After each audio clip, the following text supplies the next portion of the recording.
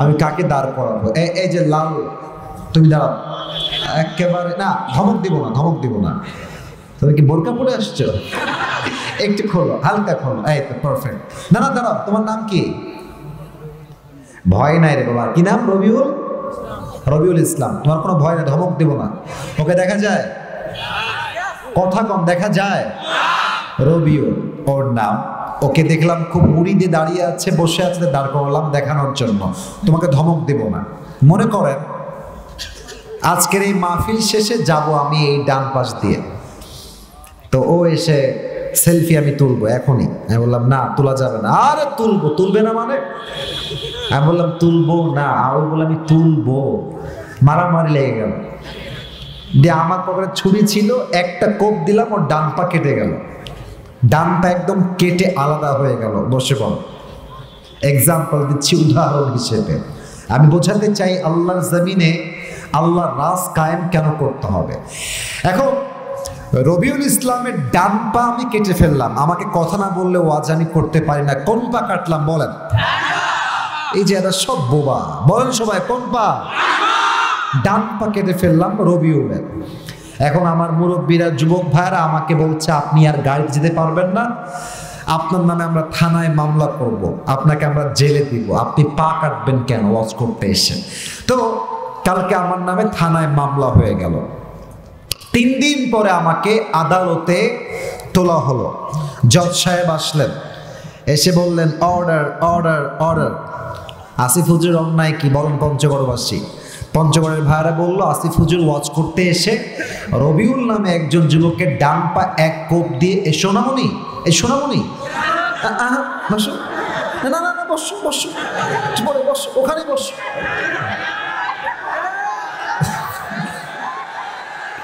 নতুন এসছে, নতুন নতুন না, উঠে যেও না, উঠে যেও না। কথা যা বলি, কেউ যদি উঠে যায় ওর লুঙ্গি টেনে ধরে বসায় দেওয়া লাগবে, তবে লুঙ্গি যেন খুলে না যায়।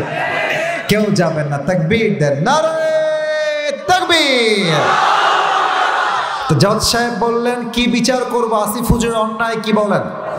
পঞ্চগড়ের ভাইরা বলল আসিফ হুজুর ওয়াজ করতে এসে রবিউল নামে একজন যুবকের ডান পা এক কোপে কেটে ফেলেছে।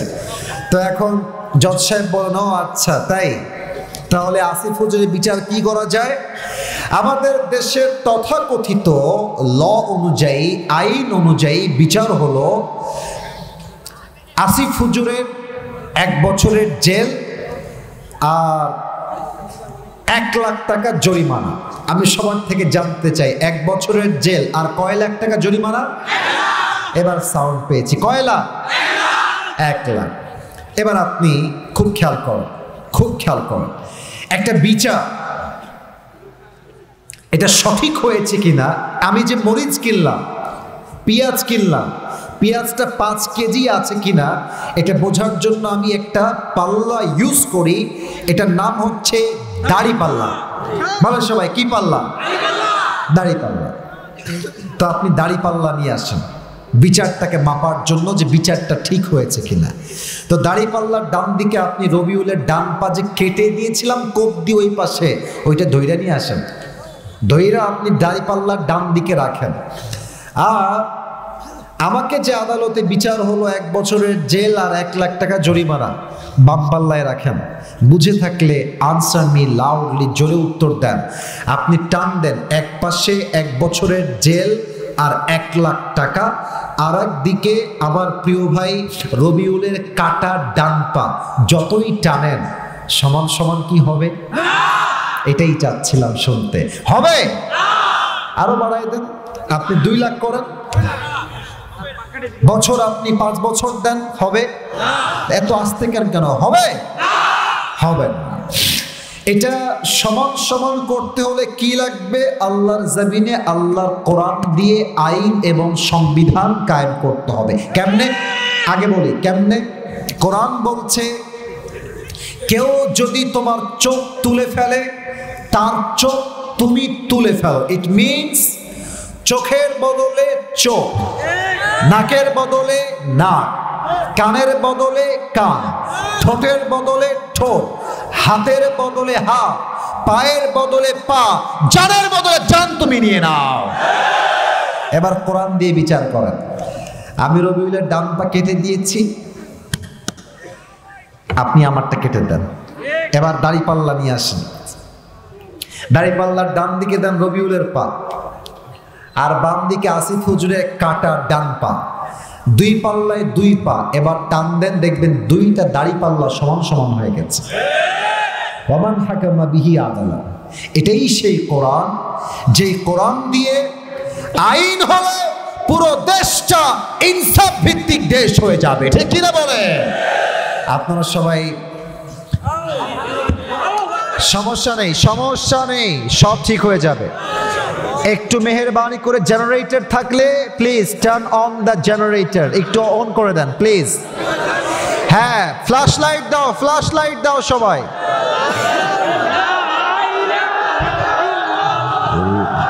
মাশাআল্লাহ। জেনারেটর আছে, জেনারেটর? আচ্ছা ঠিক আছে।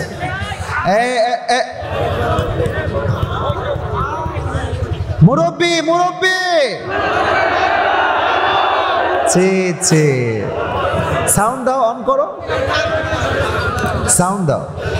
ঠিক আছে, বসেন বসেন বসেন। দুই একজন চোরের মতো ঠাস করে উঠে গেছে, আর লাইট আশায় ধরাও পড়ে গেছে, ঠিক কিনা বলেন? কেউ যাবেন না। আজকে এসেছি, একটা দিন আমি এসেছি, আর কবে দেখা হবে জানা নাই। এসেছিও একসাথে, যাবো একসাথে, ঠিক কিনা বলেন? আপনারা সবাই শহীদ আল্লামা দেলোয়ার হোসেন সাইদি হুজুরের নাম শুনেছেন না? আমি দোয়া করে দিই, আল্লাহ ওনাকে জান্নাতের উঁচু মাকাম নসিব করুক। পড়েন সবাই আমিন। সাউন্ডটা আর একটু বাড়িয়ে দেন। উনি বলতেন যে মাহফিলে তো আমার হক কথা বলতে গেলেই তিনটা ট্যাগ আসে, 1 2 3। 1 হচ্ছে রাজাকার, 2 হচ্ছে জঙ্গিবাদ, 3 হচ্ছে মৌলবাদ। তো সাইদি সাহেব খুব দামি কথা বলতেন যে মৌলবাদ বললে আমরা রাগ করি না। কেন? মৌল আসছে মূল থেকে। মূল মানে হচ্ছে আল্লাহ তাআলা, মূল মানে হচ্ছে তার নবী, লাস্ট মেসেঞ্জার মুহাম্মদ সাল্লাল্লাহু আলাইহি ওয়াসাল্লাম। মূল মানে হচ্ছে কোরআন, মূল মানে হচ্ছে হাদিস। তো আল্লামা দেলোয়ার হোসেন সাইদি হুজুর বলতেন, যারা আমাদেরকে মৌলবাদী বলে গালি দাও, তারা হচ্ছে সব আগাবাদী। এবার বলেন, গাছের আগায় শক্তি বেশি না গোড়ায় শক্তি বেশি? শুনি নাই, আগায় না গোড়ায়? উনি বলতেন, তোমরা থাকো গাছের আগায়, বাড়াবাড়ি বেশি কইরো না, আলেমদের না হলে 18 কোটি মানুষ গাছের গোড়ায় একটা ঝাঁকুনি দিবে, মামুর বাড়ি দিল্লি গিয়ে তোমরা পড়বা। দিল্লি গিয়েই পড়েছে। ওনার প্রত্যেকটা কথা আজকে বাংলার মাটিতে বাস্তবে রূপ নিয়েছে পঞ্চগড়ের ভাড়া। আল্লাহ ওনাকে জান্নাত নসিব করুক। পড়েন সবাই আমিন। আপনার সাউন্ডটাই পারফেক্টলি পাচ্ছি না কেন ভাই? জেনারেটর ভোল্টেজ কম, এই জন্য? আচ্ছা ঠিক আছে। আপনাদের বউ আছে? কার কার একটু হাত তোলেন। বউ আছে? বউ আছে? আছে, আচ্ছা হাত নামান, দেখেছি। এবার যাদের বউ নাই, সিঙ্গেল কারা, একটু হাত তোলেন। ইন্না লিল্লাহ। কারো বউ নাই? আমি বিশ্বাস করি না। মিথ্যা না সত্যি? আহারে, যুবকদের কষ্ট কেউ না বুঝলেও আসিফ হুজুর কিন্তু বোঝে। যুবক ভাই, আমি আমার বাবাদের পায়ে হাত রেখে বলতে চাই, আব্বা জানেরা মেহেরবানি করে শীতকালে নিজের ছেলেকে বিয়েটা দিয়ে দেন। আমি বাস্তব কথাই বলছি। দেখেন কত ঠান্ডা, এত শীত। এই শীত কম্বল দিয়ে যাবে না, ল্যাব দিয়ে যাবে না, বউ দিয়ে যাবে। যুবক ভাইরা, আল্লাহ আব্বাদেরকে বোঝার তৌফিক দান করুক। পড়ে সবাই আমিন। বোঝে না রে, বোঝে না আব্বা, বোঝে না। মাঝে মাঝে আব্বা বুঝলেও কিছু কিছু তথাকথিত মেয়েরা কিন্তু বুঝতে চায় না। যুবক ভাইরা, মেয়েদের স্লোগান কি জানো? पैसा है तो शादी करेंगे, पैसा नहीं है तो हम भी शादी नहीं करेंगे। ইভেন কিছু মেয়ে তো আছে পঞ্চগড়ে যদিও বা নাই, অনেক জায়গায় আছে, এরা টাকা পাইলে টাকলার সঙ্গে বিয়ের পিড়িতে বসে যায়। আল্লাহ এমন মেয়েদেরকে হেদায়েত দান করুক, পড়েন সবাই আমিন। 3টা তাকবীর দিবেন। প্রথম তাকবীর দিবেন বিবাহিত ভাড়া, দ্বিতীয় তাকবীর দিবেন সিঙ্গেল ভাড়া। দেখতে চাই কার গায়ের জোর কত বেশি। বিবাহিত আব্বা জানরা, যুবক ভাইরা গলা একটা খাকায় কাশি দেন। সিঙ্গেলরা চুপ, সিঙ্গেলরা কিপ কোয়াইট, কিপ সাইলেন্ট, চুপ থাকো। বিবাহিত ভাইরা, it's time for the married people. বিবাহিত ভাইরা তাকবীর দিবেন। বিবাহিত ভাইরা তাকবীর দেন আমার সাথে, নারে তাকবীর। মোটামুটি চলে, খুব খারাপ না। আচ্ছা সিঙ্গেলরা কাশি দাও। আচ্ছা সিঙ্গেলরা তাকবীর দাও, নারে তাকবীর। বিবাহিত ভাইরা ক্ষমা চাই, দোয়া চাই। হলো না আজকে, আপনারা জিততে পারলেন না। আজকে সিঙ্গেলরা 80 নাম্বার বেশি পেয়ে পাস করেছে। এবার সবাই মিলে তাকবীর দিবেন, কোনো ভাগাভাগি নাই। তাকবীরের ঠেলায় আমি স্টেজ ভেঙে নিচে পড়ে যাব। সবাই কাশি দেন। আমি দেখতে চাই পঞ্চগড়ের সন্তানদের গায়ের জোর কত বেশি, গলার জোর কত বেশি। ক্যামেরায় রেকর্ড হচ্ছে, কালকে এটা ইউটিউবে আপলোড যাবে, ফেসবুকে যাবে। আমি দেখতে চাই পঞ্চগড়ের সন্তানরা বিড়ালের বাচ্চা নয়, সব সিংহের বাচ্চাগুলো আমার সামনে বসে আছে। এরা নারে তাকবীর। আল কোরআনের আলো, সর্বনাশ, মারাত্মক আওয়াজ হয়েছে। ওকে আবার দেই, আল কোরআনের আলো, আল হাদিসের আলো। কোরআন হাদিস যেখানে, আলেম ওলামা যেখানে, পঞ্চগড়বাসী যেখানে, আল্লাহ তাআলা কবুল করুক। পড়েন সবাই আমিন। একটা ওয়াদা করেন সবাই, এটাই শেষ কথা। বলেন সবাই, হুজুর। এই হুজুর আমি শুনতে চাই না, জোরে শুনতে চাই, হুজুর। আমরা পঞ্চগড়ের সন্তান, আজ বাপরে আজ ওয়াদা দিলাম, দোয়া, আবার বলেন দোয়া না করে কেউ বাসায় যাব না। বলেন সবাই নো। আবার বলেন নো। বলেন সবাই ইনশাআল্লাহ। ওয়াদা করায় নিলাম, কেউ যদি উঠে যায়, লা ঈমানা লাহ লিমান লা আমানা লাহ, যার কথা ঠিক নাই তার ঈমানের ঠিক নাই। যদি কেউ উঠে যায় আমাকে ডাক দিবেন যে হুজুর হুজুর হুজুর উঠে গেল, ওর ঠ্যাং আমি ভেঙে দিব আজকে। সবাই তাকবীর দেন, নারে তাকবীর। আজকে এই পঞ্চগড়ের চাঁদপাড়ার জমিনে আমি একটা ছোট্ট বিষয় আলোচনা করতে চাই। যদিও আমি জানি ভোল্টেজ একটু কম, সাউন্ড একটু কম হচ্ছে, তবে সমস্যা নাই, আমাদের গায়ের জোর কোনোভাবেই কম না যুবক ভাইরা, ঠিক কিনা বলো?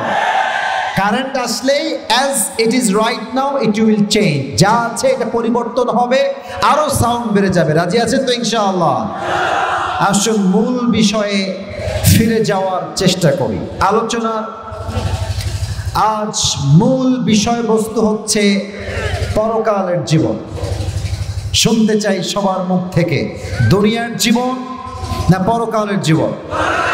পরকালের জীবন। এই বিষয় থেকে হাইলাইট করতে আমি আপনার কাছে 3টা প্রশ্ন রাখতে চাই। 3টা প্রশ্ন, you have to answer me very very loudly. জোরে জোরে উত্তর দেওয়া লাগবে। ইমানের কথা, ইমানের দাবি। প্রথম প্রশ্ন, আমরা যে আজকে পঞ্চগড়ে এই মাহফিলে জীবিত এসেছি, বাসায় যে জীবিত ফিরে যাব, কোনো গ্যারান্টি কি আপনার আমার কাছে কারো কাছে আছে? আবার বলেন, আছে? নেই। কুল্লু নাফসিন যায়িকাতুল মাউত, everyone has to take the test of death, প্রতিটা মানুষকে মৃত্যুর স্বাদ গ্রহণ করাবে একজন, তিনি কে? এক নাম্বার প্রশ্ন। দুই, বুঝে থাকলে উত্তর দেন, দুনিয়ার জীবনটা কি বেশি উত্তম না আখিরাতের জীবন বেশি উত্তম?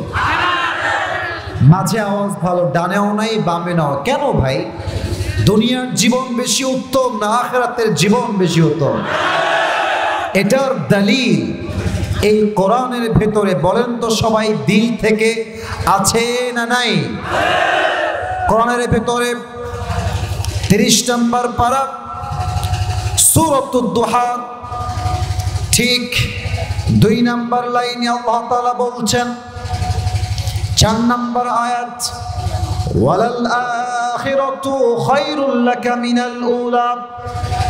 আমার গোলামেরা মন দিয়ে শোনো, দুনিয়ার জীবনটা আসল জীবন নয়, দুনিয়ার জীবনটা মূল উত্তম জীবন নয়। আখিরাতের জীবনকে দুনিয়ার জীবনের চাইতে হাজার হাজার গুণ বেশি উত্তম বানিয়ে দিয়েছে একজন, তিনি কে? ওয়ালাল আখিরাতু খায়রুল লাকা মিনাল উলা। The life of hereafter is much more better than this worldly life. আল্লাহ তাআলা বলছেন আখিরাতের জীবনটা দুনিয়ার জীবনের চাইতে হাজার হাজার গুণ বেশি উত্তম হবে। সুবহানাল্লাহ পড়েন সবাই। লাস্ট প্রশ্ন, আমার দিকে তাকান সবাই, আমার দিকে তাকান। এই প্রশ্ন আমাকে দিয়ে আমি করতে চাই। আমাকে তো যারা এসেছেন হয়তো ফেসবুকে ইউটিউবে দেখেছেন অনেকে এখানে, আমি জানি, কিন্তু আজকে আমাকে সরাসরি ফিজিক্যালি দেখে কোনো সাউন্ড হবেন না, চিৎকার করবেন না, নর্মালি জাস্ট বললেই আমি খুশি হব। আমাকে দেখে, আমার দাড়ি দেখে, আমার জুব্বা দেখে, আমার হাইট দেখে, আমার বডি দেখে আনুমানিক আমার বয়স কত মনে হচ্ছে আপনার? 28-25। আর কোনো বয়ান কি আছে কারো? আচ্ছা আচ্ছা, আপনারা যা বলেছেন অনেকটাই ঠিকের কাছে। এখানে এমন কেউ কি আছেন যার বয়স, এখানে এমন কেউ কি আছেন যার বয়স 50-এর বেশি? হাত তুলবেন। 50+ বয়স, 1, 50-এর বেশি 2, 3, 4, 5, হাত নামান। এবার বলেন, দুনিয়ার জীবন বেশি লম্বা না আখিরাতের জীবন বেশি লম্বা? উত্তরটা আওয়াজ আসে না কেন? So sorry for that. দুনিয়ার জীবন বেশি লম্বা না আখিরাতের জীবন বেশি লম্বা? কত বেশি লম্বা? একটা আয়াত বলতে চাই, জাস্ট একটা আয়াত, কান খাড়া করেন। 30 নম্বর পারা সূরাতুন নাজিআত, সর্বশেষ আয়াত। আল্লাহ রাব্বুল আলামিন বলছেন, কান্নাহুম ইয়াওমা ইয়ারাউনাহা লাম ইয়ালবাথু ইল্লা আশিয়াতান আও দুহাহা। 80 বছরের মুরব্বী আব্বাজান, 100 বছরের মুরব্বী আব্বাজান যেই দিন মারা যাবে, পরকালের জীবন যেই দিন শুরু হয়ে যাবে, এই পরকালের জীবন এত লম্বা হবে, মুরব্বী আব্বাজান ডাক দিয়ে বলবে, আল্লাহ আজ পরকালের জীবনটা এত লম্বা মনে হচ্ছে, আমার মনে হচ্ছে আমি দুনিয়ার জীবনে 80 বছর নয়, 100 বছর নয়, আমার কাছে দুনিয়ার 100 বছরের জীবনটা একটা সকাল কিংবা একটা সন্ধ্যার মতো মনে হচ্ছে। আল্লাহু আকবার! কতটা লম্বা সময় হবে সেই আখিরাতের জীবন।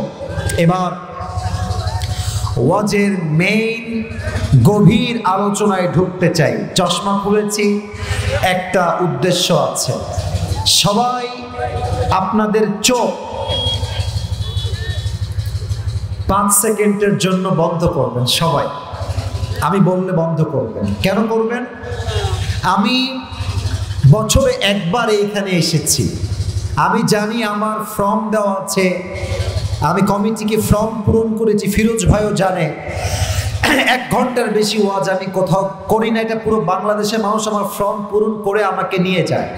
এখন যে আসলাম, মাত্র অন অ্যান অ্যাভারেজ 30 মিনিটের একটু বেশি কথা বলে আসছি, আর এখানেও এসেছি 11টার সময় ওয়াজ শুরু হয়েছে। তবে আমি 1 ঘন্টা নয়, আজকে নিয়ম দিয়ে নয়, আজ আমি ভালোবাসা দিয়ে হিসাব করতে চাই।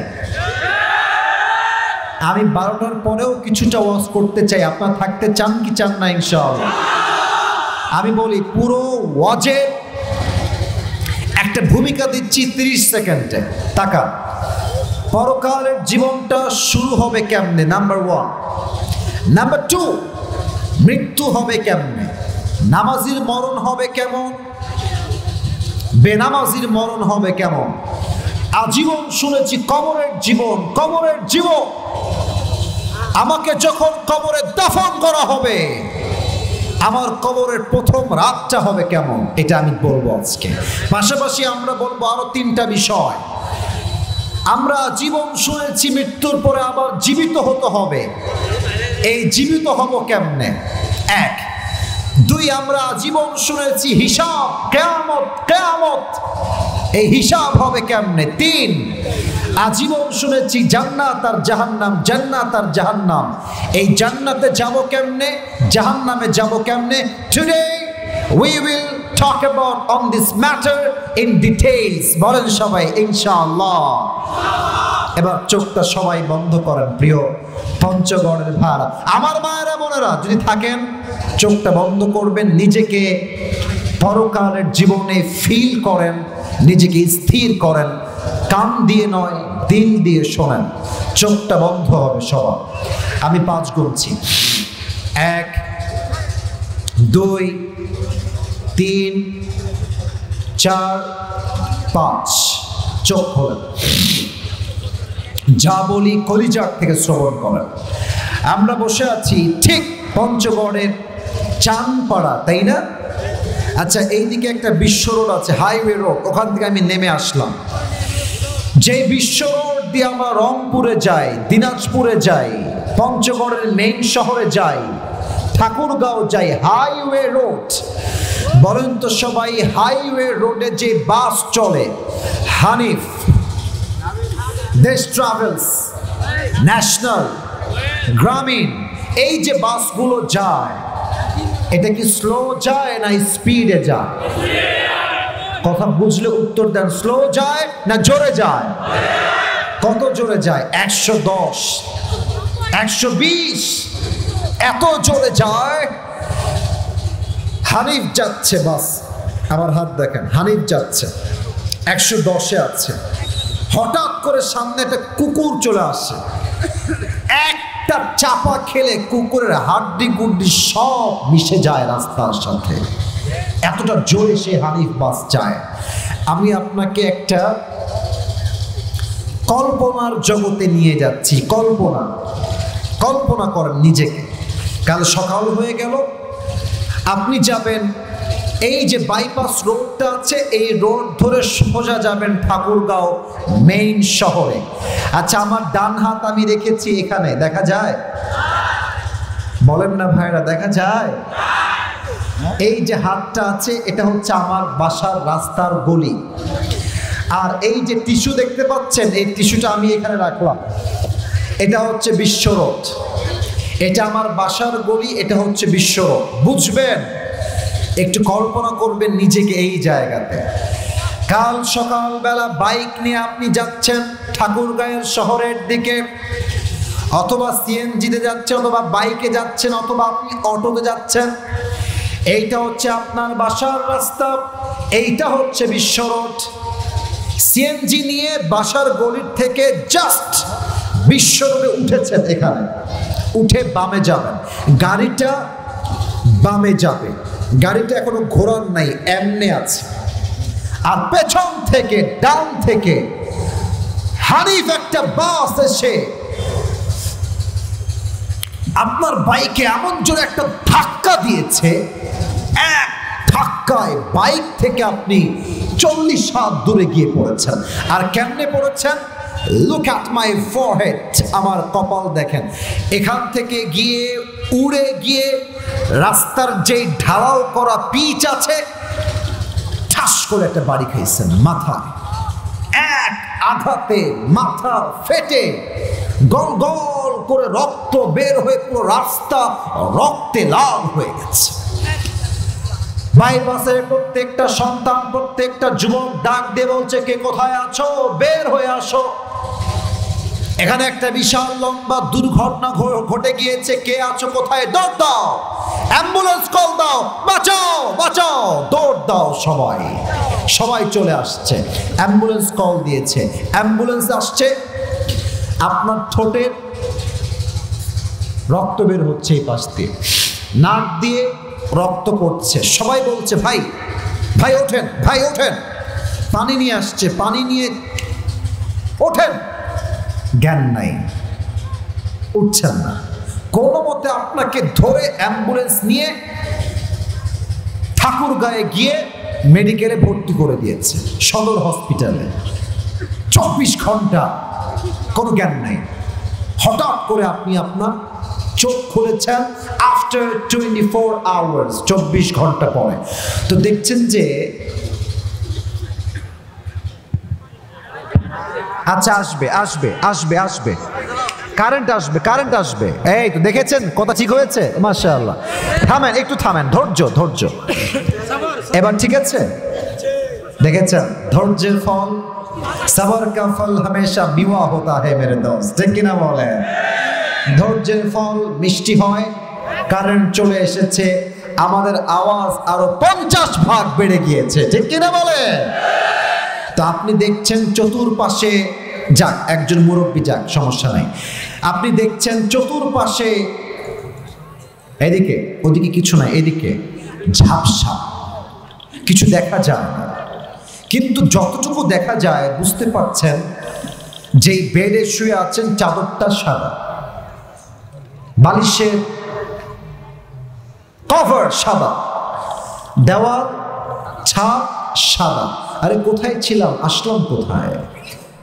আপনি দেখছেন চোখ খুলে লম্বা করে 5 সোজা বিশাল লম্বা একটা গ্লাস ফিটিং করা গেট, আর গেটে লম্বা লাল কালিতে লেখা আছে এই রুমটার নাম হলো ICU,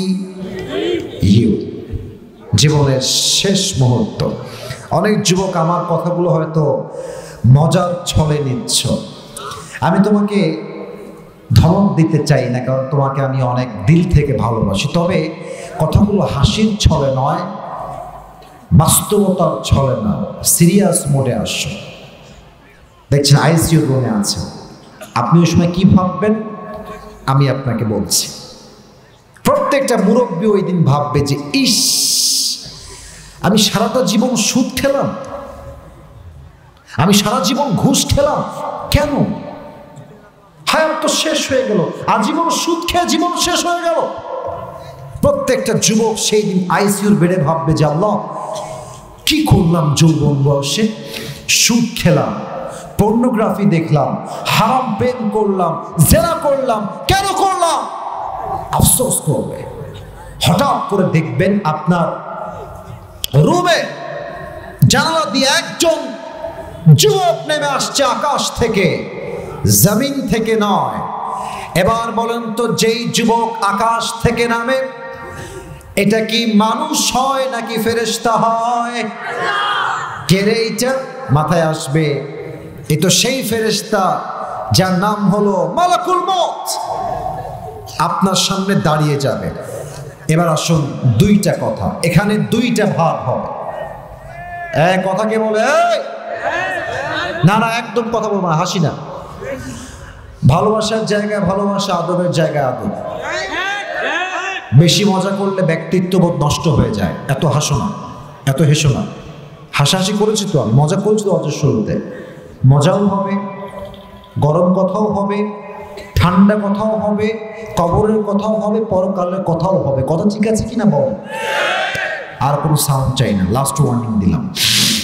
দুই ধরনের ব্যক্তি হবে, এক হচ্ছে নামাজি, আর এক হচ্ছে বেনামাজি। আপনারা সবাই মিজানুর রহমান আজহারি হুজুরের নাম তো শুনেছেন? শোনেন নাই কে আছে? এমন কেউ নেই, সবাই আমরা তাকে চিনি। আপনারা একটা কথা মাথায় রাখবেন, যেই লোক যত বেশি আলোচিত, তার ভালোবাসার মানুষও থাকবে, তার বদনাম করার মানুষও তেমন থাকবে। যুবক ভাইরা, ঠিক কিনা বলো? তোমরা চিনবা, আজহারের একজন নানা ছিলেন, নাম হচ্ছে গোলাম সরোয়ার সাইদি হুজুর। দেখবেন যে ইউটিউবে তার অনেক ওয়াজ আছে, গোলাম সরোয়ার সাইদি হুজুর। দেখতে অনেক সুন্দর তার চেহারা, নুরানি চেহারা তার। তিনি একটা কথা একটা ওয়াজে বলেছিলেন জুমার খুতবা, এটা আমি কানে হেডফোন দিয়ে যে কতবার শুনেছি আই কান্ট মেনশন, এটা উল্লেখ করতে পারবো না, গোনা নাই আমার কাছে। উনি বলেছেন একটা কথা যে নামাজ নাই যা ঈমান নাই তা, নামাজ নাই যা মুসলমান হিসেবে পরিচয় দেওয়ার কোন যোগ্যতা তাই পঞ্চগড়ের ভাড়া আমার, ঠিক কিনা বলে? তো নামাজি বান্দার সামনে যখন মালাকুল মওত আসবে, জামা হবে সাদা, দেহের রং হবে ফর্সা, দেখতে হবে তাকড়া যুবকের মতো। এসেই বলবে, এই নামাজি, ইয়া আইয়াতুহান নাফসুল মুতমাইন্না উখরুজি ইলা মাগফিরাতিল্লাহি ওয়া রিজওয়ানি, এই প্রশান্ত আত্মা আসো, বের হও, বের হও, ইলা মাগফিরাতিল্লাহি ওয়া রিজওয়ানি, বের হয়ে আসো, আল্লাহর জান্নাত তোমার অপেক্ষায় আছে। সুবহানাল্লাহ পড়লেন না এবার সবাই মিলে? বের হবে। আচ্ছা, এটা আমার হাতে কি দেখা যায় বলেন না, এটা কাগজ না টিস্যু? দেখেন তো একটু তাকায়, এটা কি গোল না চারকোনা? হ্যাঁ, চারকোনা। আল্লাহর হাবিব বলেছেন জান্নাতি বান্দার রূহকে কবজ করবার জন্য আল্লাহ তাআলা কাফাম মিন নাকফানিল জান্নাহ ওয়া হানুত মিন হানুতিল জান্নাহ, নামাজি বান্দার রূহকে কবজ করবার জন্য আল্লাহ তাআলা জান্নাত থেকে একটা লাল রেশমি রুমালের চাদর জান্নাত থেকে নামাজি বান্দার জন্য দুনিয়াতেই পাঠায় দিবে। সুবহানাল্লাহ। রূহটা নিবে, ধরবে, ঢোকাবে, সুন্দর করে মোড়ায় দিবে, ইল্লিয়িন তথা জান্নাতের ঠিকানায় আপনার রূহটাকে নিয়ে পৌঁছায় দিবে। সুবহানাল্লাহ পড়বেন না? এবার আসেন, বেনামাজির মরণ কত ভয়ঙ্কর হবে। অনেক লোক আছেন, রাগ করবেন না, এখানে অনেক যুবক আছে এমন যারা এশারের নামাজটাও পড়ে নাই, ফজরটাও গিয়ে পড়বে না। ইভেন এদেরকে আপনি জুমার দিন ছাড়া মসজিদে হারিকেন দিয়েও খুঁজে পাবেন না। আর এখানে অনেক লোক আছে এমন যাদের পকেটে আমি যদি এখন এমনি হাত দেই, এভাবে আমি যদি হাত দেই, বিড়ির প্যাকেট বের হয়ে আসবে। এবং অনেক লোক এখানে এমন আছেন, ওয়াজ মাহফিল 12টার পরে শেষ হবে, ওই গেট অবধি যাবে, জাস্ট রাস্তায় উঠবে, উঠেই দেখবেন। নিজে দেখে বলছি, না দেখে বলছি না ভাইরা, এই প্যান্ডেল, এই ক্যামেরা, আসিফ হুজুর ফেমাস, আরে সেই ইংরেজি বলে, বাংলা বলে, এই বলে, সেই বলে, ধানাই পানাই দিয়ে কোনো লাভ হবে না। ঈমান ঠিক না হলে আল্লাহর জান্নাত পাওয়া যাবে না, ঠিক কিনা বলে? বেনামাজি বান্দার সামনে মালাকুল মওত আসবে, কেমনে দেখেন? তার চোখের সামনে প্রথমে দাঁড়াবে, পা জমিনে, মাথা আকাশ বরাবর, বিশাল লম্বা। দেহের রং হবে কি? হাদিসে আসছে এই দেহের চামড়ার রং হবে নীল। পোশাক কেমন হবে? হাদিসে আসছে ব্ল্যাক, কালো কুৎসিত পোশাক। বেনামাজি হঠাৎ করে চোখ খুলে দেখবে মালাকুল মওত সামনে দাঁড়িয়ে আছে, বোবা হয়ে যাবে, বোবা, পাগল হয়ে যাবে। বেনামাজির দিকে মালাকুল মওত চোখ তুলে এমনি তাকাবে, আর মালাকুল মওতের ভয়ঙ্কর চেহারা দেখে বেনামাজি মুরব্বী, বেনামাজি যুবক, সুদখোর যুবক, সুদখোর মুরব্বী, বেপর্দা মহিলা, মালাকুল মওতের ভয়ঙ্কর চেহারা দেখে তার পুরো দেহটা থর থর থর থর করে কাঁপবে, এমনি এমনি কাঁপবে। মালাকুল মওত ধমক দিয়ে বলবে, এই বেনামাজি, ইয়া আইয়াতুহান নাফসুল খাবিসা উখরুজি ইলা গাযাবিল্লাহ, বের হয়ে আয়, আল্লাহর গজব তোর অপেক্ষায় আছে, বের হ। এক ধমক দেওয়ার সাথে সাথে বেনামাজির রূহটা বুক থেকে বের হবে, একবার ডান দিকে দৌড় দিবে, আর একবার বাম দিকে দৌড় দিবে, আর একবার মালাকুল মওতকে দেখে পেছনের দিকে দৌড় দিবে, সামনের দিকে যেতে চাইবে না। মালাকুল মউত দেখবে রূহটা একবার ডান দিকে যায়, বেনামাজি রূহটা আবার বাম দিকেও যায়, পেছনের দিকেও যায়। মালাকুল মউত প্রচন্ড ক্ষিপ্ত হয়ে যাবে। বাম হাত দেখেন, পেছনে নিবে। মালাকুল মউত তার হাতটা পেছন নিবে থাবা দেওয়ার জন্য। পেছনে এমনি হাত দিবে, এক থাবা দিবে বেনামাজির রূহের দিকে।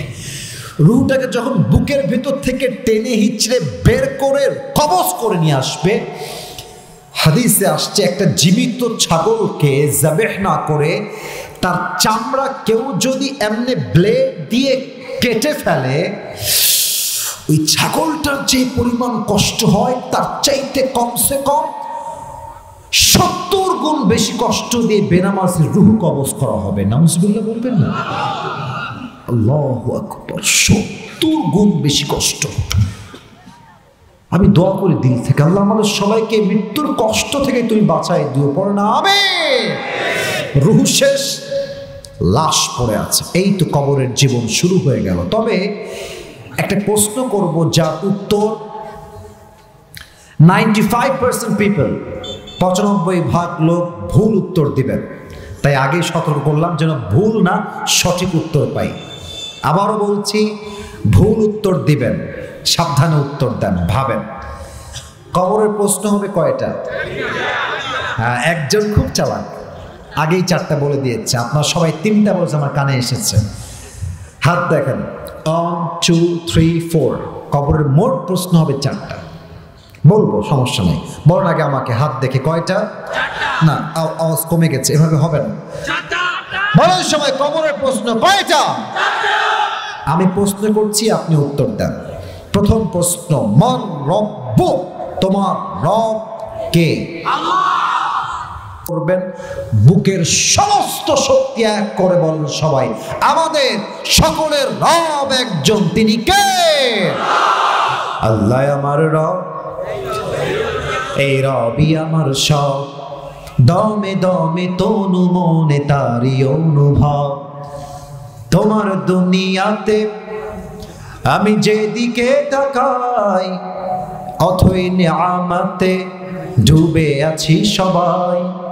পাখ পাখালির কণ্ঠে শুনি তাসবিহ করো রব, তাসবিহ করো রব। আল্লাহ আমার রব, এই রবই আমার সব। বলেন সবাই, রব কে?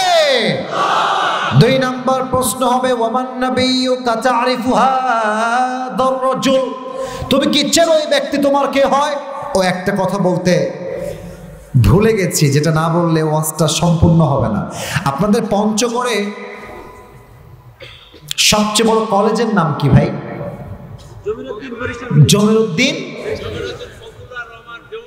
আচ্ছা, এখান থেকে কয় মিনিট লাগবে যেতে? আনুমানিক আধা ঘন্টা, 20 মিনিট, 1 ঘন্টা লাগবে। দেখেন শোনা, এটা না বললে ওয়াজটা সম্পূর্ণ হবে না। সো সরি, বলতে ভুলে গেছি। আচ্ছা, কালকে সকালে আমার পঞ্চগড়ের সবচেয়ে বড় কলেজে পরীক্ষা আছে সকাল 10টার সময়। তো এখন বাজে রাত 12টা। ভাবছি কালকে যে কি পরীক্ষা দিব রে, সারা বছর তো খাইছি আর ঘুমাইছি, পড়িতো নাই জীবনেও। পরীক্ষার জন্য প্রশ্নপত্র খুললাম। প্রথম প্রশ্ন পড়ছি, বাংলাদেশের রাজধানীর নাম কি? ব্রেন দিয়ে পড়লাম, উত্তর ঢাকা। আবার প্রশ্ন পড়লাম, বাংলাদেশের সবচেয়ে বড় সামুদ্রিক সৈকত কোথায় অবস্থিত? উত্তর আছে কক্সবাজার। একটা কথা এবার 3 বার বলবো, মাথায় ঢুকায় নেন। ব্রেন দিয়ে পড়লাম, ব্রেন দিয়ে পড়লাম, ব্রেন দিয়ে পড়লাম। সকাল 10টায় গেলাম পঞ্চগড়ের সবচেয়ে বড় কলেজে এক্সাম বা পরীক্ষা দেওয়ার জন্য। স্যার বলছে, আরে আপনি আসিফ হুজুর না? হ্যাঁ হ্যাঁ হ্যাঁ, আমি ভাই আসিফ হুজুর, আসেন আসেন আসেন, এই নেন প্রশ্নপত্র। তো প্রশ্নপত্র দিয়েছে, মাশাআল্লাহ, কালকে যা যা পড়েছি তাই তাই চলে আসছে। কয় লেখা আছে, বাংলাদেশের রাজধানীর নাম কি? ব্রেন দিয়ে পড়েছিলাম, উত্তর দিয়ে দিলাম চট করে ঢাকা। দ্বিতীয় আসছে, বাংলাদেশের সবচেয়ে বড় সমুদ্র সৈকত কোথায় অবস্থিত? উত্তর দিলাম ব্রেন দিয়ে কক্সবাজার। কেউ যদি ভাবে আরে হুজুর কি ওয়াজ করেন, 3টা প্রশ্ন এই তো মুখস্থ, খালি ফেরেশতা বলবে বল, সাটায় দিব, ফাটায় দিব, কাঁপায় দিব। না, না, এটা ব্রেন দিয়ে মুখস্থ করলে হবে না, এটা হচ্ছে ঈমান এবং আমলের বিষয়। কবরের প্রশ্নের উত্তর এখান থেকে নয়, কবরের উত্তর হবে কলিজার থেকে, দিল থেকে। যার ঈমান ভালো সে উত্তর দিবে, যার ঈমান নাই যতই প্রশ্ন উত্তর মুখস্থ করো, কবরে গিয়ে একটা উত্তর তার জবান দিয়ে বের হবে না। ঠিক কিনা বলে? এটা ক্লিয়ার? এটা ক্লিয়ার? এবার আসেন চলে যাই। এই ব্যক্তির নাম কি বলো? এটা তোমার কে হয়? যার মুখে দাড়ি নাই সে বলবে কে এটা? আমি তো চিনি না। কে এটা? চিনতে পারছি না। আচ্ছা, আমার মুখে যে দাড়ি আছে আমাকে দেখে কি খ্যাত লাগতেছে? আনস্মার্ট লাগতেছে? অনেক মেয়ে দেখবা দাড়ি দেখলে পছন্দ করতে চায় না, গাঞ্জাখোর দেখলে অনেক মেয়ে আবার পছন্দ করতে চায়। এরকম মেয়ে মনে পঞ্চগড়ে নাই? শীতকালে দেখবা কিছু ছেলে আছে, আমার দিকে তাকাও, এটা হচ্ছে ওয়েস্ট কোট, ছেলেপেলে শার্ট পরে, ঠান্ডায় আমরা বাঁচি না। একটা বাইক নেয়, বোতামটা খোলা, এখানে দেখবেন চেইন পরা, হ্যাঁ, হাতে ব্রেসলাইট পরা, চুল এই পাশেও নাই এই পাশেও নাই, মাঝে সজারুর মতো খাড়া খাড়া। তুমি খেয়াল করবা, দিনদার ছেলেকে মেয়েরা পছন্দ না করলেও এই প্রফেশনাল টিকটকারকে অনেক মেয়েরা পছন্দ করে। রুচি খারাপ হইলে যা হয়। কারা? এই সমস্ত টিকটকার এবং জঘন্য গাঞ্জাখোর পছন্দ করে কোন মেয়েরা? যারা আইফোন 16 প্রো ম্যাক্স পর্যন্ত কক্সবাজার চলে যায়। এবার বলেন তো আমাকে কোন মেয়ে দাড়ি দেখে বলছে বিয়ে করব না, কি বলবো? এটা বলবেন যে আপনি আমাকে বিয়ে করবেন না দাড়ির জন্য? শোনেন আমি বলি, আপনি আমাকে কি বিয়ে করবেন না? আপনি তো আমার বউ হওয়ার যোগ্যতাই রাখেন না পঞ্চগড়ের ভাই। বলেন তো সবাই, আমার নবীর মুখে দাড়ি ছিল কি ছিল না? নবীর মতো হ্যান্ডসাম সুন্দর এই তল্লাটে দ্বিতীয় আর কেউ হতে পারে? চাঁদের চেয়ে সুন্দর তুমি, নবী আমার কামলিওয়ালা, দো জাহানের বাদশাহ তুমি, প্যারা নবী সাল্লে আলা, দো জাহানের বাদশাহ তুমি, প্যারা নবী সাল্লে আলা, চাঁদের চেয়ে সুন্দর তুমি, নবী আমার কামলিওয়ালা। সুবহানাল্লাহ পড়েন।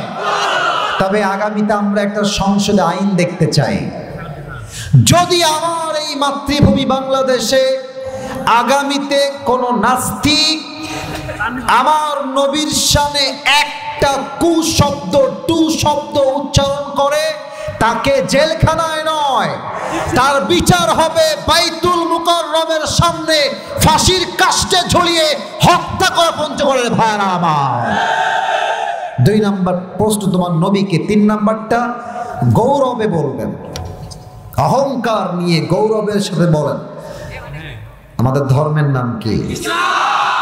এটা তো গৌরবের সাথে আওয়াজ হয়নি। আমাদের ধর্মের নাম খুশি না বেজা?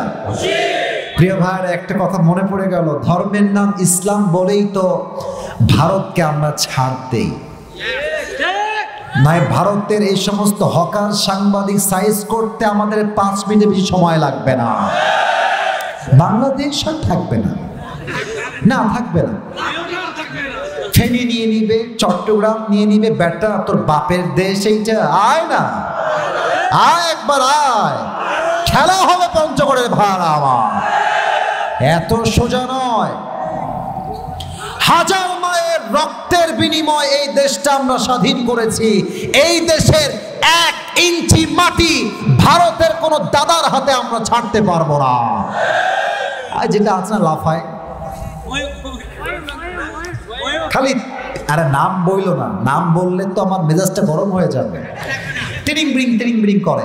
একে দেখলে আমার কোনোভাবেই সাংবাদিক মনে হয় না, মলম তো একটু সম্মান হয়ে গেল। আমার মনে হয় এই বেটা ঢাকার গুলিস্তানের জায়গা বিক্রি করলে বেশি মানাবে যুবক ভাই। আল্লাহ এদেরকে সঠিক বুঝ দান করুক। পরে সবাই আমিন। 3টা প্রশ্ন উত্তর শেষ। ফেরেশতা বলবে কি ব্যাপার, 3টা উত্তর দিলা কেমনে? তোমার জ্ঞানের উৎস কি আমাকে বলো, তুমি কি নকল করে উত্তর দিয়েছো নাকি? ওমা ইলমুক, তোমার এত জ্ঞান তুমি কই থেকে অর্জন করেছো আমাকে বলো। আমরা বলবো আমাদের জ্ঞানের উৎস একটা কিতাব, কিতাবটার নাম। দিল ভরে গেল উত্তরটা শুনে। আরেকবার শুনতে চাই একদম আগের মতো। আমাদের জ্ঞানের উৎসের কিতাবের নাম। আল্লাহ বলবে, এই ফেরেশতা থামো, এত কিসের প্রশ্ন, থামো, আমার বান্দার কবরটাকে জান্নাতের বাগান বানায় দাও। আমার বান্দার কবরটাকে 3.5 হাত মাটির কবর নয়, 70 গজ লম্বা করে দাও। সুবহানাল্লাহ। এই হচ্ছে কবরের জীবন শুরু হলো। এখন বাজে 12টা 4, 1 ঘন্টা 4 মিনিট ওয়াজ হয়ে গেছে। আরো কিছুক্ষণ কি ওয়াজ করা যায় না? আমি চাইলে তো যাবে, আমার তো বিশ্বাস 10 মিনিট কেন, ভোররাত পর্যন্ত ওয়াজ হলে প্রত্যেকটা যুবক মুরব্বী ফজরের নামাজটা জামাতে পড়ে বাসায় গিয়ে ঘুমিয়ে যাবে। একটা দেহে যে একটা অলসতা এসে গেছে, কাটাতে চাই। সবাই একটা কাশি দেন, এবার সবাই 2 হাত তোলেন।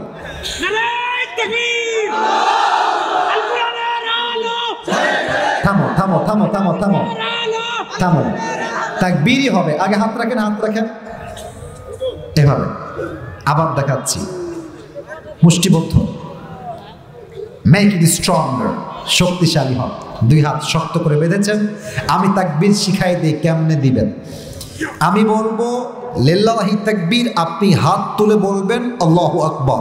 এখনো শেষ হয় না, নিয়ম আরেকটা আছে।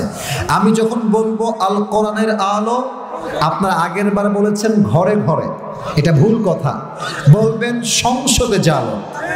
সবাই একটা কাশি দেন। নারে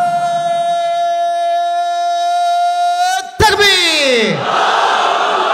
আল কোরআনের আলো, আল হাদিসের আলো, কোরআন হাদিস যেখানে, আলেম ওলামা যেখানে, আল্লাহ কবুল করে পড়া, আমিন। আমি ডিক্লেয়ার দিয়ে দিচ্ছি, ওয়াজ হবে ঠিক 12টা 20-এর মধ্যে শেষ হবে। কারণ হ্যাঁ, আমাকে বলতে হবে, আমাকে কথা বলতে দেন। ওয়াজ রাত করে শোনার চাইতে ফজরের নামাজ জামাতে পড়া 1000 গুণ বেশি উত্তম জীবন ভাই। 1 ঘন্টা নিয়ম দিয়েছি, নিয়ম ভেঙেছি আপনাদের জন্য। কারণ এই ভালোবাসা টাকা দিয়ে কেনা যায় না, এটা একমাত্র আল্লাহ প্রদত্ত ভালোবাসা যুবক ভাই, আছে কিনা বলো? আমি এখন 3টা বিষয়কে অল্প সময় হাইলাইট করব।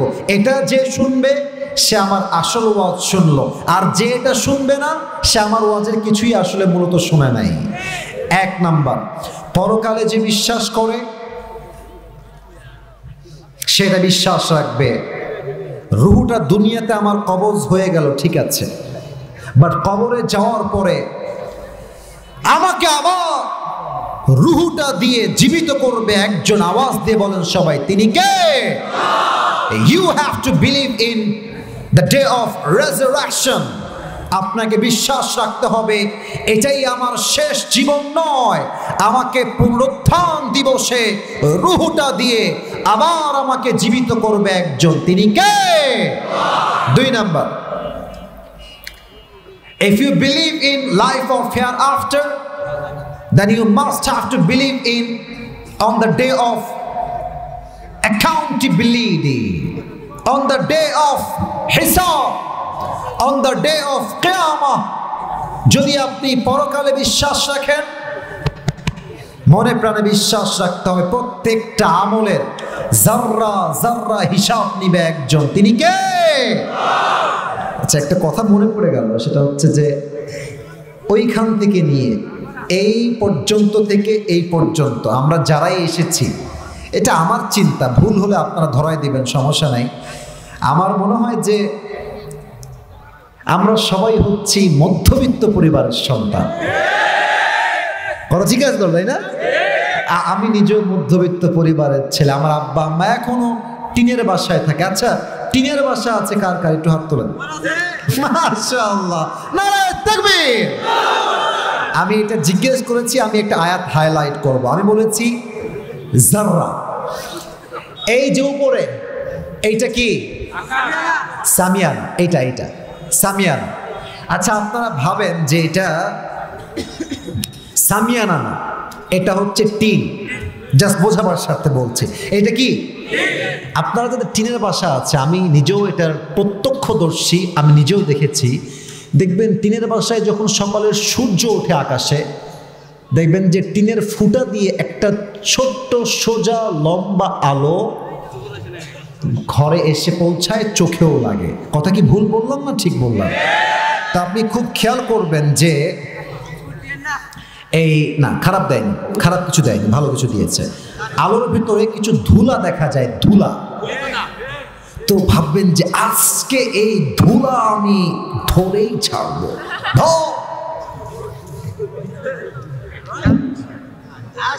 আছে না নাই? নাই। ধরবেন, ধরবেন, হাত খুলবেন, দেখবেন নাই। এটা হচ্ছে জাররা।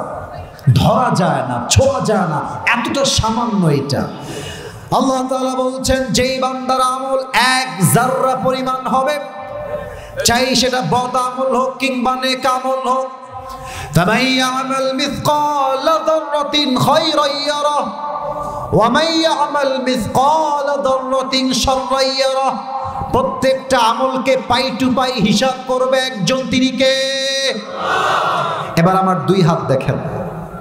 আমি পুরো হাদিসটাকে আমি এখন অভিনয় করব। আমি একজন অ্যাক্টর, অভিনেতা। আমি অভিনয় করবো, এটা হারাম অভিনয় নয়, হালাল অভিনয়। আমার এটা কোন হাত? ডান হাত। বলেন সবাই, কোন হাত? এটা আমার ডান আমল। এক্সাম্পল, উদাহরণ দিচ্ছি, এটা আমার ডান আমল, বাম আমল। আমি আমাকে দিয়ে এক্সাম্পল দিচ্ছি। আল্লাহ বলবে কিয়ামতের হিসাব দিবসে, এই ফেরেশতা, আসিফ হুজুরের ওজন দাও। আমল ডান এবং বাম ওজন হবে। দুই হাত দেখেন, ডান হাত বাম হাত, ডান আমল বাম আমল। খুব খেয়াল করেন দুই হাত। আমি আয়াতকে ব্যাখ্যা করছি। আল্লাহ দেখবে যে দুইটা মোটামুটি সমান সমান, কিন্তু ডান আমলটা একটু, it's a very little bit, একদম একটু উঠে গেছে। আল্লাহ বলবে, মাশাআল্লাহ, ফাহুয়া ফি আইশাতির রাদিয়া, যাও আমার বান্দাকে জান্নাত দিয়ে দাও। এটা আমার কথা নয়, আল্লাহর কথা। আচ্ছা, আপনারা সবাই পাকিস্তানের একজন টপ ফেমাস স্কলার, তার নাম হচ্ছে মাওলানা তারিক জামিল। দেখবেন যে সাদা পাঞ্জাবি, সাদা পায়জামা, আর অলওয়েজ সাদা পাগড়ি। যদি না চেনেন অবশ্যই চিনবেন। ফেস দেখেন নাই এমন কেউ এখানে পাওয়া যাবে না। জাস্ট সার্চ করবেন মাওলানা তারিক জামিল। উনি সেই দিন একটা হাদিস বললেন, কিয়ামতের দিবসের কঠিন একটা হাদিস, শুনে আমার হৃদয়ে আঘাত করলো। এত সুন্দর একটা ঘটনা। একজন যুবকের আমল নামা বলবে, আল্লাহ ওজন দাও। আল্লাহ দেখবে ডান আমল বাম আমল দুইটাই 50-50 সমান হয়ে গিয়েছে। এবার বলেন তো, জান্নাতে যাওয়ার জন্য ডান আমল একটু হলেও ভারী হওয়া লাগে। বান্দার আমল হয়ে গিয়েছে 50-50। এবার পঞ্চগড়ের চানপাড়ের ভাইরা দিল থেকে বলবেন আওয়াজ দিয়ে, এখন জান্নাত পাওয়ার জন্য বান্দার আমল লাগে আর মাত্র কয়টা? উত্তর ঠিক। বলেন সবাই, কয়টা? আরে কোনো টেনশন নেই, বাপ তো এখানেই আছে কিয়ামতের দিবসে। আব্বা তো আছে, আব্বা আমাকে একটা আমল দিবে, are not a big issue. আব্বা দাও একটা আমল। কেউ হাসবেন না, কেউ হাসবেন না। আব্বা কি বলবে দেখেন, আব্বা বলবে যে, কে কে আব্বা? কার ছেলে? কিসের ছেলে? আমার তো বই ছিল না, আমার ছেলে আসবে কই থেকে? বের হও, বের হও। ধমক দিবে। আব্বা আমি তোমার ছেলে। একটা আমল, মুঝে बस एक अमल की जरूरत है, अगर मुझे एक अमल मिल जाए तो मैं जन्नती हो जाऊंगा, मुझे बस एक अमल दे दो। আব্বা একটা আমল হলেই তোমার এই ছেলে হতভাগা আজকে জান্নাতি হয়ে যাবে, একটা আমল দাও। আব্বা বলবে, আরে বের হও, বলছি তোমার বিয়ে হয়নি, ছেলে আসবে কই থেকে? বের হয়ে যাও। আব্বা চিনছে না, বের হয়ে আসবে। মা একটা আমল দাও মা, আমি তোমার ছেলে, আমাকে চিনছো না মা? মা বলছে কে, কিসের মা, কে ছেলে? আরে বের হও, কিসের একটা আমল, আমি তো আমার বিপদে নিজেই বাঁচি না, কিসের ছেলে কিসের মা, বের হও, উখরুজ, গেট আউট ফ্রম হিয়ার, বের হয়ে যাও। বাপ মা ভাই বোন বউ বাচ্চা কেউ দিবে না। এবার আমার হাঁটু দেখেন, যেহেতু বলেছি আমি হাদিসটা প্র্যাকটিক্যালি অভিনয় করে বুঝাবো। সেই বান্দা কোনো আমল কারোর থেকে না পেয়ে ডান হাঁটু এবং বাম হাঁটু আমি উঠাইতে পারছি না, স্পেস থাকলে উঠাই দেখাতাম। এই দুইটা হাঁটু এই বুক বরাবর দিবে, দেওয়ালে হেলান দিবে, এমনে থাকবে, আর দুইটা হাত এমনে দিয়ে পুরো মুখটা ঢেকে ফুপিয়ে ফুপিয়ে বাচ্চার মতো কান্না করবে। একটা যুবক দৌড় দিয়ে আসবে, আরে ভাই তুমি ক্যা হো, ক্যা তুমি ইতনি পরেশান কিউ হো, তুমি ক্যা চাহিয়ে মেরে ভাই, তোমার কি লাগবে, তুমি কাঁদছো কেন, তুমি ডিপ্রেসড কেন, হতাশ কেন? চোখ তুলবে, এমনে চোখ তুলবে, এই ভাই আপনি কে? বাপ মা চিনছে না, আপনি কে ভাই, জানতো ভাই, আপনার দিয়ে আমার কোনো কাজ নাই, जान जान। अरे भाई बताओ तो सही तुम्हें क्या चाहिए, हो सकता है कि मैं तुम्हारी मदद कर भी सकता हूं, बोलो ना की লাগবে তোমার। অনেক কাকুতির পরে বলবে ভাই मेरी जो अमल है ये भी बराबर है, ये भी बराबर है, मुझे बस एक अमल की जरूरत है, अगर मुझे बस एक अमल मिल जाए तो मैं जन्नती बन जाऊंगा। একটা আমল হলেই ভাই আমি জান্নাতি, একটা আমল আমার বড্ড দরকার। তো সে বলবে একটা আমল লাগবে শুধু, আর কিছু না? হ্যাঁ ভাই শুধু একটা আমল লাগবে। ভাই ওই একটা আমল আজকে আমি আপনাকে দান করব। না সুবহানাল্লাহ, আমি এভাবে আশা করি নাই, বলুন সবাই সুবহানাল্লাহ, আরো জোরে সুবহানাল্লাহ, আরো জোরে বলেন সবাই সুবহানাল্লাহ। রিয়াকশন হবে কেমন? আপনি দিবেন একটা আমল আমাকে, আপনি দিবেন ভাই? আরে ভাই আপনি নিবেন কিনা তাই কম। হ্যাঁ ভাই দেন দেন দেন। একটা আমল নিয়ে সোজা আল্লাহর দরবারে, আল্লাহ এই দেখো আমার একটা আমল দরকার, একটা আমল আমি পেয়ে গিয়েছি, মুঝে अभी के अभी तुम जन्नत में दाखिल करा दो, একটা আমল পেয়ে গিয়েছি। আল্লাহ বলবে কি রে একটা আমল তুই কোথায় পেলি? तेरे बाप ने तुझे नहीं दिया, माँ ने नहीं दिया, भाई ने नहीं दिया, कौन है तुझे एक আমল देने वाला? কে দিয়েছে একটা আমল? তোর তো রক্তের কোনো মানুষ তোকে একটা আমল দান করে নাই। যুবকটা বলবে আল্লাহ হাদা আখি, এই যে আমার ভাই, সে আমাকে একটা আমল দিয়েছে। আল্লাহ বলবে এই दिमाग ठीक আছে তো? दिमाग तो ठीक है तेरा, बाप ने नहीं दिया, माँ ने नहीं दिया, भाई ने भी नहीं दिया, तू कौन होता है एक আমল देने वाला? তুই কেন একটা আমল দিলি বান্দা? ওই যুবক ডাক দিয়ে বলবে अल्लाह मैं करूं तो क्या करूं, मेरे पास अमल सिर्फ एक ही अमल है, अगर ये है तो भी मैं जहन्नम में जाऊंगा, अगर ये एक अमल नहीं है तो भी मैं जहन्नम में जाऊंगा। तो मैंने सोचा अगर एक अमल मेरी भाई को मिल जाए तो वो जन्नती बन जाएगा, तो मुझे इस अमल को देने में क्या बुराई है। আমি দেখলাম আমার আমল নামা আছেই মাত্র একটা, ও থাকলেও জাহান্নামী, ও না থাকলেও আমি জাহান্নামী, আর আমার ভাইয়ের আমল হচ্ছে 50, লাগে মাত্র একটা, একটা আমল হলেই আমার ভাই জান্নাতি হয়ে যাবে। আমি ভাবলাম একটা আমল দান করলে আমার কোনো লস হবে না, আমি দয়া করে মেহেরবানি করে আমার ভাইকে একটা আমল দান করে দিয়েছি। আল্লাহ বলবে তাই তোমার এত দয়া, তুমি কি আমার চাইতে বেশি দয়া রাখো নাকি? তুমি কি আমার চাইতে বেশি দয়াময় হতে চাও? না, আনার রহমান, আনার রহিম, I am the most merciful, I am the most gracious, I am the most kindful Lord. আমার মতো দয়াময় মায়াময় প্রভু আর কেউ হতে পারে না। এই বান্দা आज तुझे एक अमल मिल गया है, 51 हो गया, तू भी जन्नत में जा, लेकिन तू अकेले जन्नत में मत जाना, जिसने तुझे एक अमल दिया है तू भी जन्नत में जा, अपने भाई को साथ लेकर दोनों जन्नत में चले जा। তোর আমল 51 হয়ে গেছে না? যা জান্নাতে যা, তবে একা যাস না। তোর যেই ভাই তোকে একটা আমল দিয়েছে, তুইও জান্নাতে যা। তোর একটা আমল যেই ভাই দিয়েছে, তাকে নিয়ে দুইজন মিলে জান্নাতে চলে যাও। সুবহানাল্লাহ। কি সুন্দর ইনসাফের বিচার হবে সেই হিসাব দিবসে। প্রিয় ভাইরা, আপনারা তো চুপচাপ বসে আছেন বলে আমি আসলে ওয়াজটা শেষ করতে পারছি না। চুপচাপ বসে আছেন, এটাই প্রমাণ যে পঞ্চগড়ের মানুষ আমরা সবাই ভদ্র ঘরের সন্তান, ঠিক কিনা বলেন? আমি আমার মা বোনদের দৃষ্টি আকর্ষণ করছি, মায়েরা বোনেরা কান খাড়া করেন। এই হিসাব, এই যুবক ভাইরা, তোমাদের জন্য মেসেজ।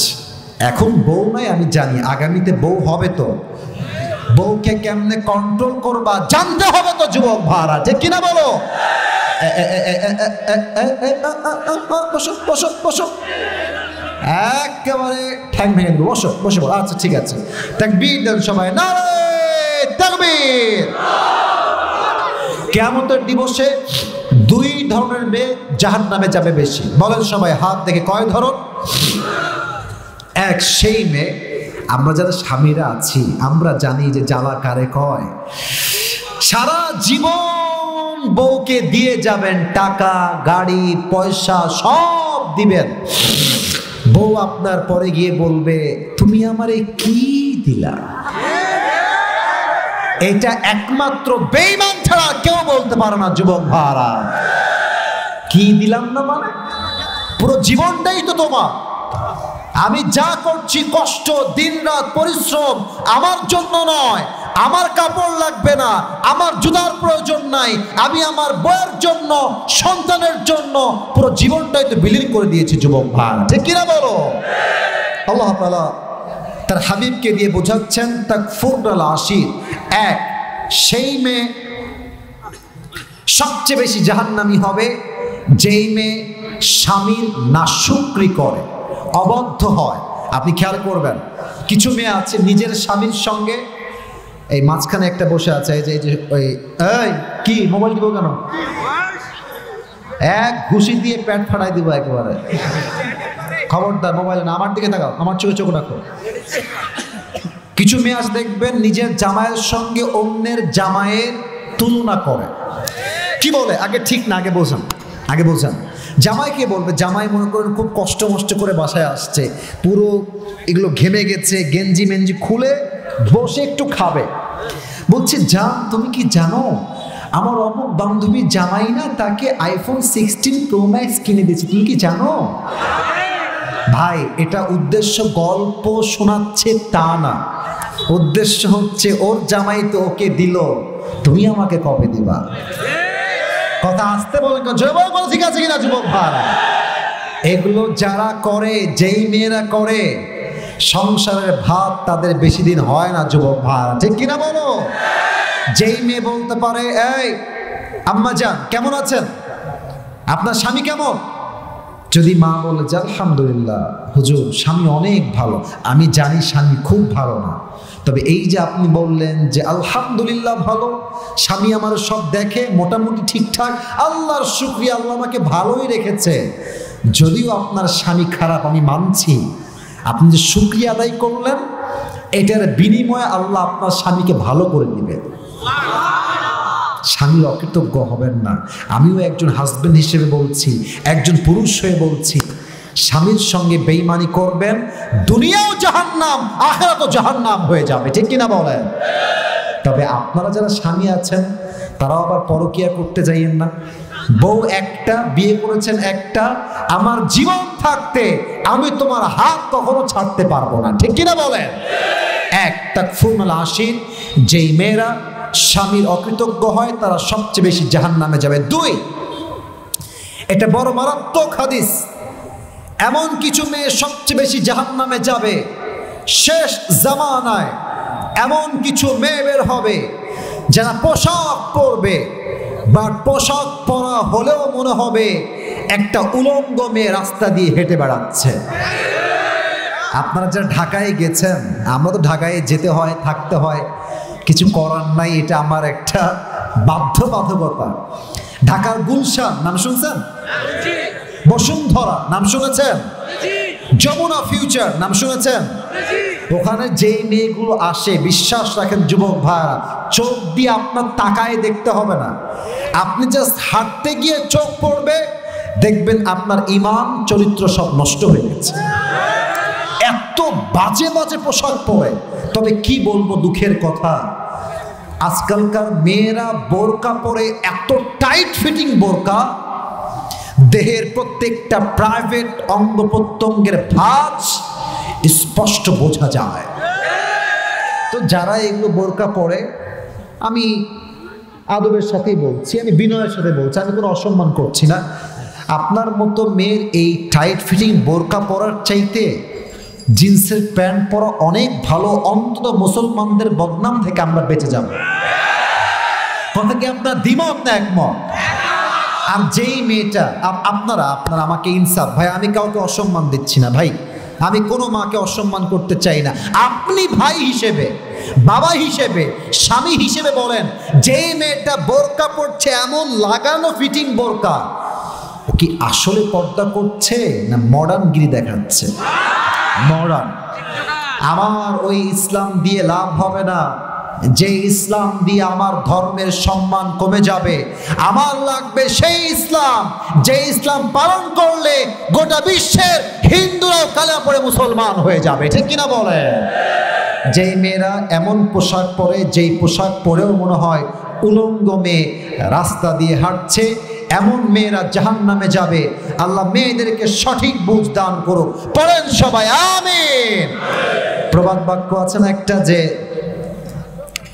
শেষ ভালো যা সব ভালো তা। 3 নাম্বার পয়েন্ট, এটাই শেষ পয়েন্ট, কেউ যেন উঠে যাবেন না, এটাই শেষ কথা। সর্বোচ্চ হয়তো আমার 1 মিনিট লাগবে বলতে। হিসাব দিবস শেষ। 3 নাম্বার, আমাদের মাঝে 2টা দল ভাগ হয়ে যাবে।